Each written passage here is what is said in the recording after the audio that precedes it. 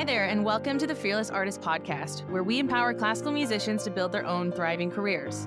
I'm your host, Michelle Lynne, and together with Deanna Petre, we teach artists to conquer the entrepreneurial side of their careers and create the futures they want.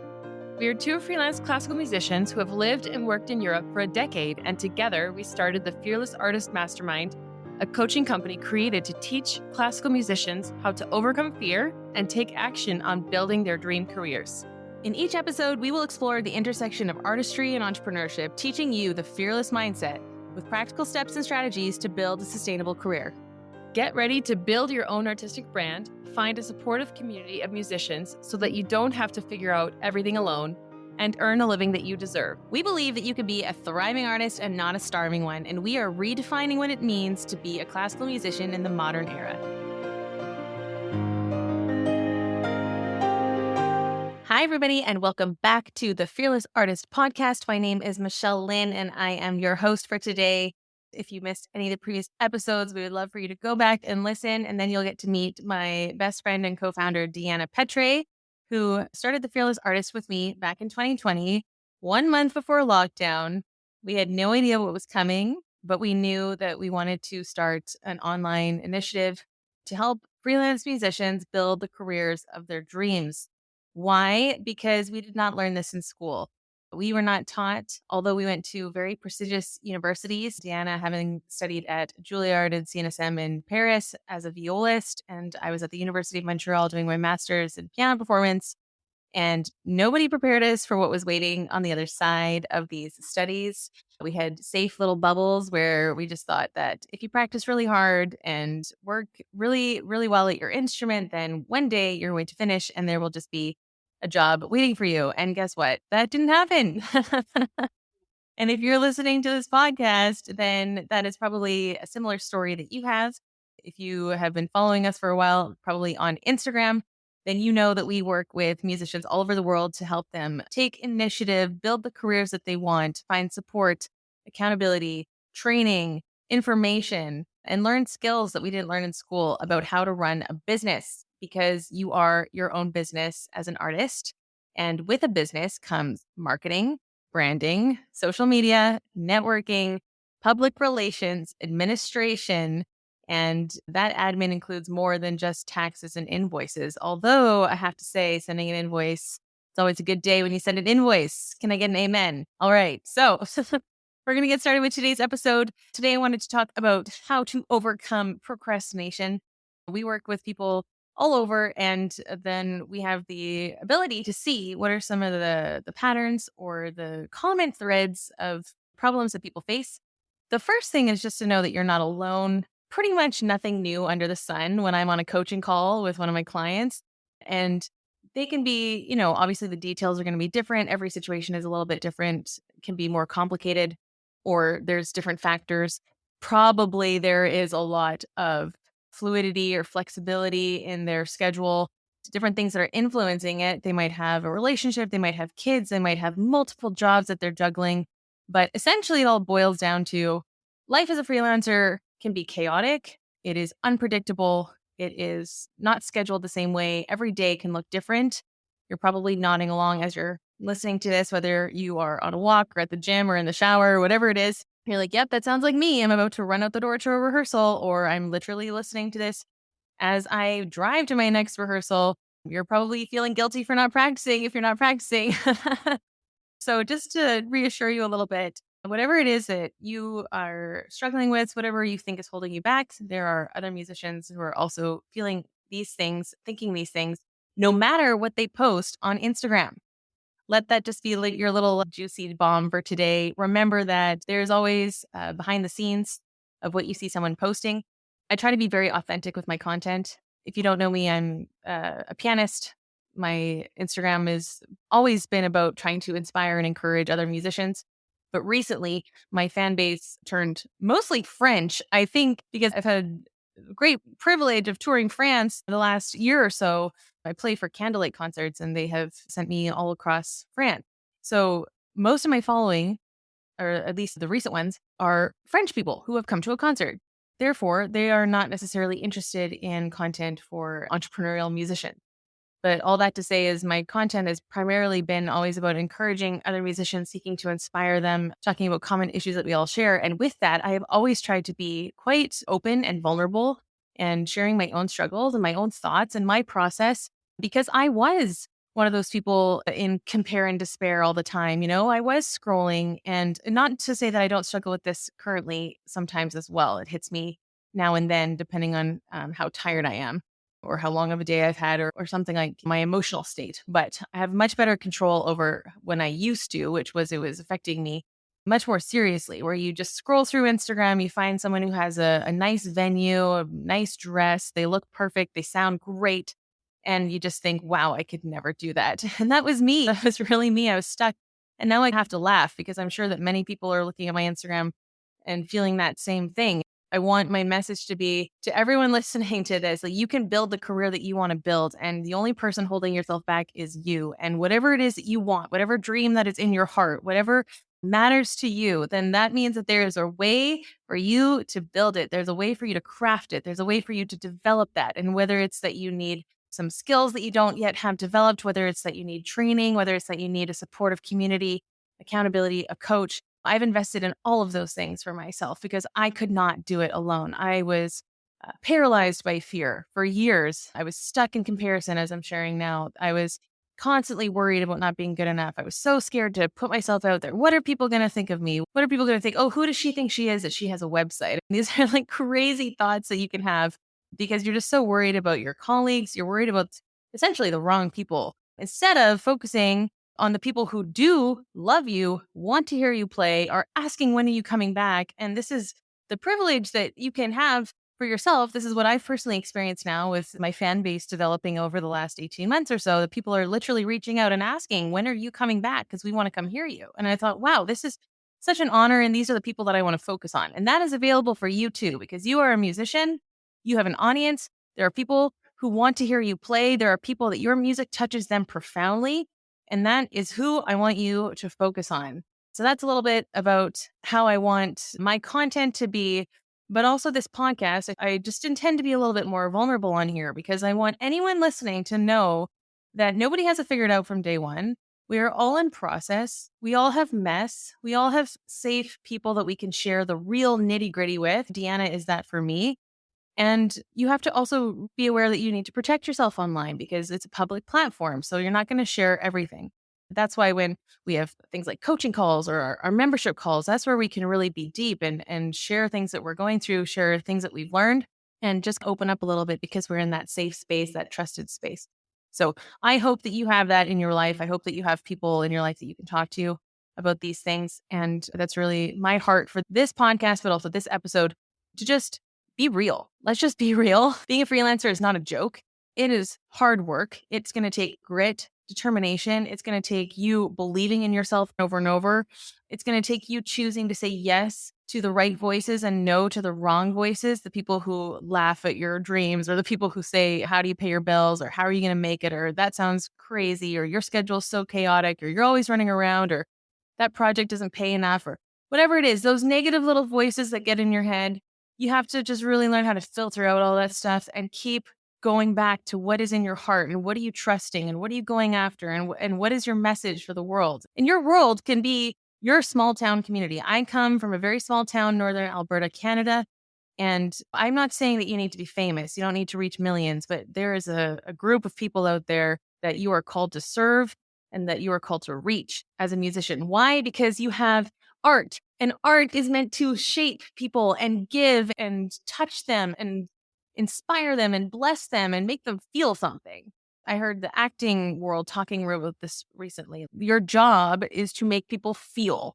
And that is something that we have as musicians. So just really, maybe that's just how I wanted to start this episode is who are the people that you are trying to reach and who are you trying to serve? And let's focus on them today.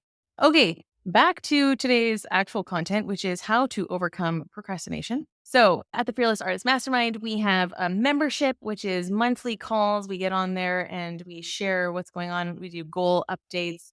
People chat, check in, ask questions, learn from each other. It's awesome. It's laid back. It's fun. It's a really great supportive community. People usually leave feeling really inspired and refreshed. And then we also do mastermind is more intense. It's really access to Deanna and I as coaches. It's accountability. It's really pushing you to reach whatever goal it is that you have immediately in front of you.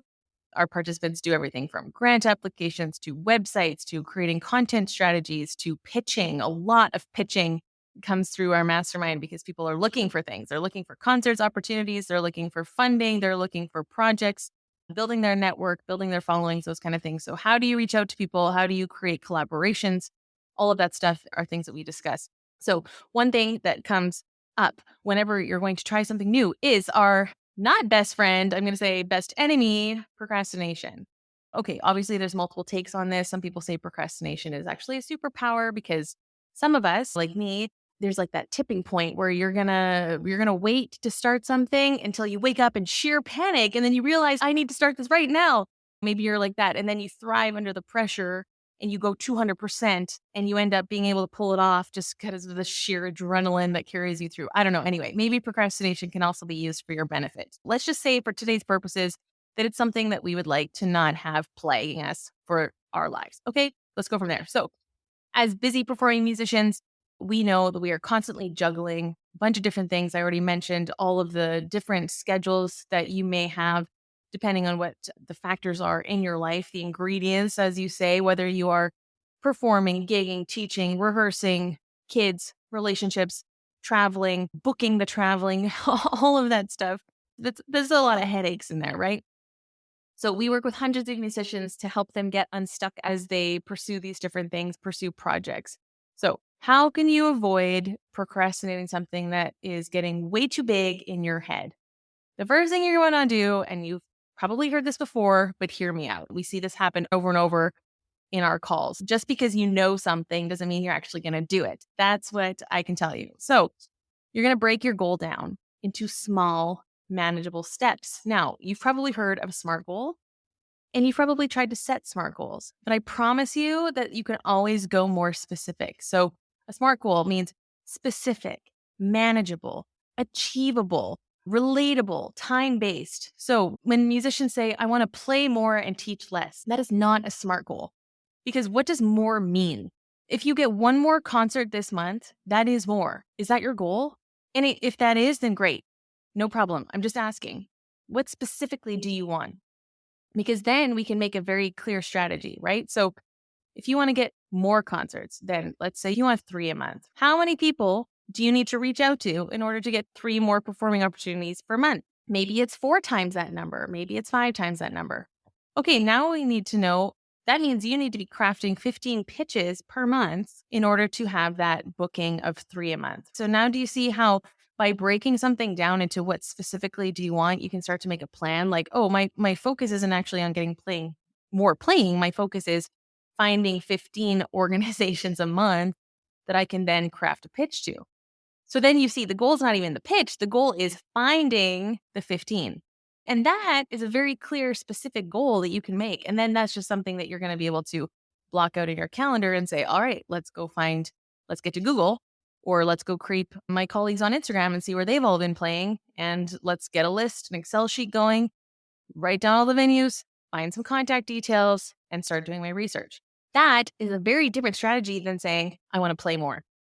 And this is what we work with people all the time to help them break down how exactly to get what they want. Here's another way to stop procrastinating, and it is a game changer. This literally changed my life. I use it probably daily, and it's called the 2-minute rule. So the rule is you only have to do the thing for 2 minutes. And it is not a joke. There's no catch. You are literally allowed to stop after 2 minutes. Whatever it is that you're avoiding, let's say that you need to reach out to a theater director because you want to pitch them a proposal or whatever. Okay, you grab your phone, you set the timer for 2 minutes, and then you just go as fast as you can, 2 minutes. Open your computer, open the email thing, brain dump, whatever it is that you want to say, because honestly, probably you already know what you want to say. You just don't know exactly how to word it, which is where you're getting stuck. Okay, so you just dump out whatever you can think about. And then your timer is going to go off. You're going to look at it. And 85% of the time, you're going to say, actually, I'm in it now. I'm going to be able to keep going. Okay, once I did this with a Rachmaninoff prelude that I was avoiding practicing, And I literally practiced for 45 minutes and it was awesome. And I had been avoiding it for so long because I don't know, whatever dumb excuse I had in my head.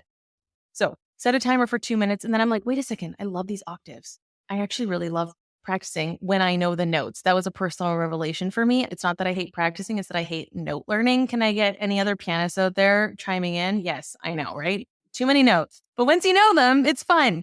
Anyway, 2 minute rule. It'll change your life. I want you to try it today and then DM me on Instagram that it also changed your life. We have people telling us this all the time. Oh, I actually did my dishes or whatever it is that you're avoiding. I actually got my rehearsal planning in order because I finally sat down, looked at my schedule because you were allowed to walk away. And then sometimes people will say, you know what, I did 2 minutes and I just couldn't handle anymore. But what it does is it creates an open loop in your mind. And so you're going to sleep. And then the next day, you're just going to be a little bit more inclined to pick up that task again because at least you got your foot in the door. Promise you, it's a game changer. It's going to help you. Last thing I'm going to share today is how to schedule the task in your calendar. This is something that I picked up from a podcast one day. As I mentioned on an earlier episode, like I listen a lot, especially when I'm at the gym. And so you're going to want to take whatever task it is. Let's go back to our example of finding 15 venues to pitch to. You're going to go to wherever you have your next free block of time where you like to be at your computer. For me, that's usually afternoons, later afternoons. And I work with Deanna because she's in the States now. So she's on a morning time schedule. And you're just going to put in 1 hour in your iCal. And there you write research 5 potential venues. We're not going to do 15 because that sounds like a big number and you might look at that and get scared, right? So you're just like, no, I'm just going to look for 5. And then for that hour, it is now an appointment with yourself. You are literally merging your to-do list with your time. And this is how you can make sure that nothing else is going to get in the way. This is a version of time blocking we're going to talk about in a future episode because time blocking has changed my life. And this is how you can start to make sure that the things that are on your list are actually going to get done. Now, there are different methods to this. Some people don't like writing the to-do list in their actual calendar, but the point is that you've got that time blocked and you know that task is going to get done. And if we go back to breaking things down into small, manageable steps, once you get 5 venues, then you can start getting to work on your pitches. So now you're in a momentum energy flow.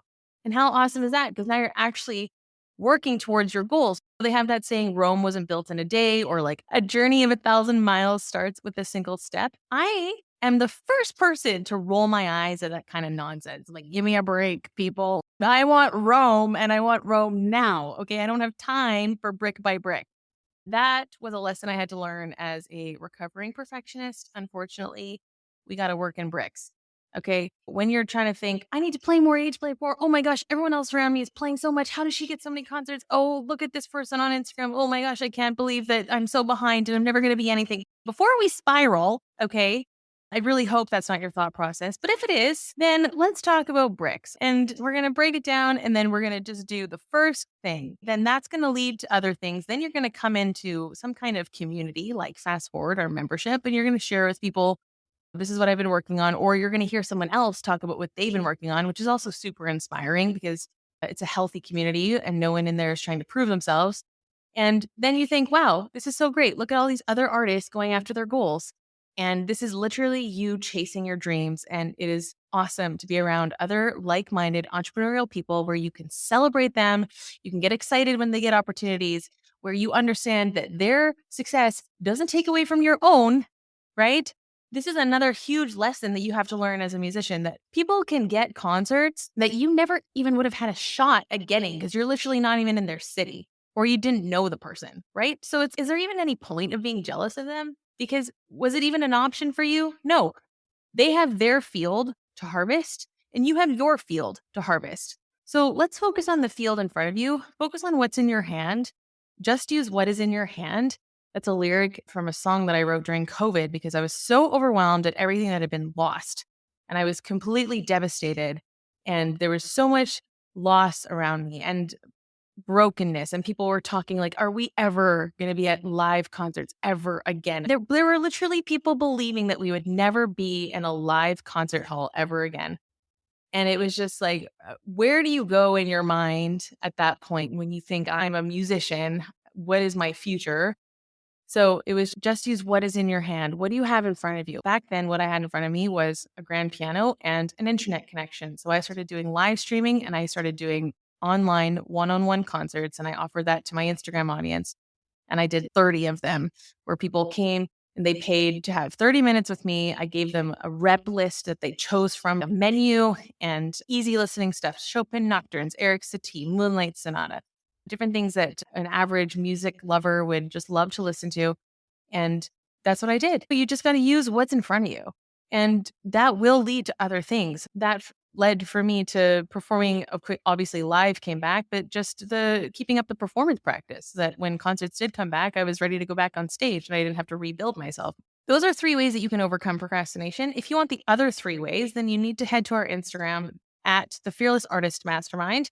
And in our link in bio right there, you can download 6 ways to overcome procrastination, and you'll get the other 3. And then from there, you'll be able to see all of our content. Come get to know us. Come on over and join us in our membership or our mastermind. We would love to get to know you and meet you and work with you. I just want to say thank you so much for listening to this episode just as we wrap up. And again, the purpose is for you to feel empowered and we want to always have a takeaway at the end of the podcast. So the takeaway for today is you're going to try the 2-minute rule and you're going to send us a DM at the Fearless Artist Mastermind and tell us what you did for 2 minutes and if it carried you through, if it gave you some momentum and energy. If you enjoyed this episode, I would like to ask you to screenshot it, share it to your stories, and we're going to repost it. Leave us a review.